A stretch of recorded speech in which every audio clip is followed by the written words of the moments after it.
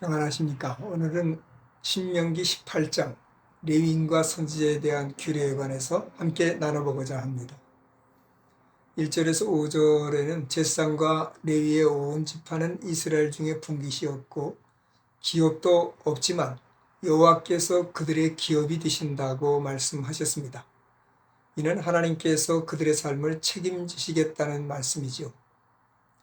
백성 중에서 특별하게 택하여 여호와의 이름으로 하나님을 섬기는 제사장에게는 제물의 일부와 그리고 곡식과 가실 가운데 첫 것, 또 처음 깎은 양털을 그에게 주라고 말씀하십니다. 6절에서 8절은 지방의 어떤 성읍에서 거주하는 레위인이 여호와께서 택하신 곳, 곧 중앙 성소가 있는 곳으로 옮기고자 하면 다른 레위인과 같이 여호와의 이름으로 섬길 수 있다고 하시고, 또 그 사람을 먼저 있는 레위인과 같이 동일하게 예우를 하라고 말씀하십니다. 9절에서 14절에는 가나안 땅에 들어가서 그 민족들의 가증한 행위를 본받지 말라고 하십니다. 즉 자녀를 불 가운데로 지나가게 하는 자나 모든 무속인이나 우상 숭배자들을 용납하지 말라고 하십니다. 이는 여호와께서 가증히 여기시는 일로서 가나안족들이 이런 일을 행하기 때문에 하나님께서 그들을 용납하지 않고 그 땅에서 쫓아내시는 것이라고 말씀하시네요. 그렇기 때문에 너는 하나님 앞에서 완전하라 하십니다. 하나님 앞에서 완전하라 하시는 말씀은 흠없는 존재가 되라는 말씀이기도 하지만, 그보다는 헛되고 무익한 것을 쫓는 이방인과 같이 하지 말고 온전히 하나님을 쫓으라는 말씀입니다.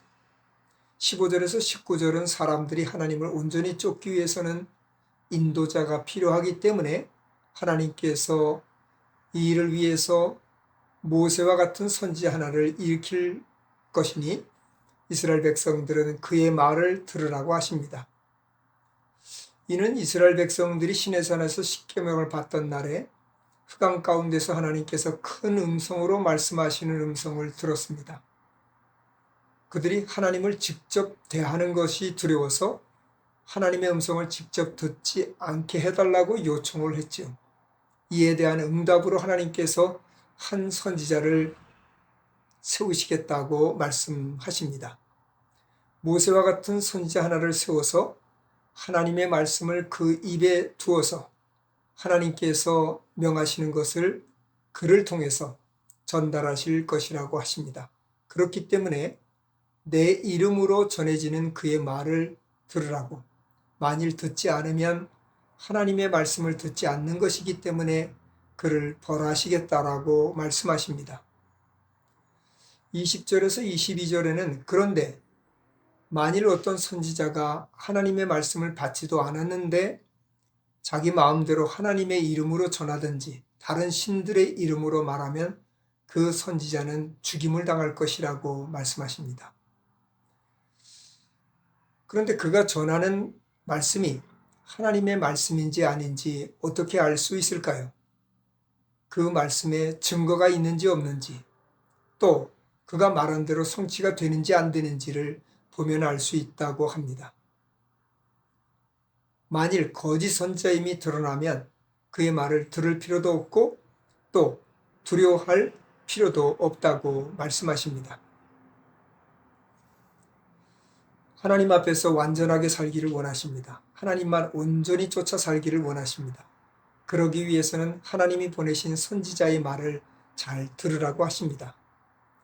오늘날은 목회자를 세워서 하나님의 말씀을 전하게 하시고, 하나님의 말씀을 전하는 목회자의 말을 듣고 그 말씀에 순종할 때 하나님께서 복을 주시겠다고 하십니다.